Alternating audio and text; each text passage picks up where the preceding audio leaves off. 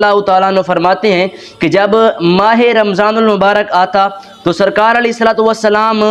ہر قیدی کو رہا کر دیتے تھے۔ جتنے بھی قیدی قید خانے میں ہوتے تھے، جس گناہ کی سزا جھیل رہے ہوتے تھے، جس گناہ میں مبتلا ہوتے تھے، تو حضور علیہ الصلوۃ والسلام ماہ رمضان کے آنے سے، ماہ رمضان کی برکت سے ہر قیدی کو آزاد کر دیتے تھے، ہر قیدی آزاد ہو جاتا تھا۔ اور فرمایا کہ ہر سائل کو عطا فرما دیتے تھے کہ حضور علیہ الصلوۃ والسلام کی بارگاہ میں ماہ رمضان کے اندر کوئی بھی سائل آتا، کوئی بھی مانگنے والا آتا، کوئی چیز طلب کرنے والا آتا تو حضور کی بارگاہ سے خالی نہ لوٹتا، سرکار علیہ الصلوۃ والسلام اسے بھرپور عطا فرما دیتے تھے، بے بہا عطا فرما دیتے تھے۔ تو آج ہم بھی اگر زندگی کا یہی معمول بنا لیں کہ اگر ہم سے کوئی مانگنے آئے ہم اس کو عطا کر دیں، ہماری کوئی قید میں ہو ہم اس کو رہا کر دیں، تو اگر ہم یہ زندگی کا معمول بنا لیں تو کتنا بہتر ہے، کتنا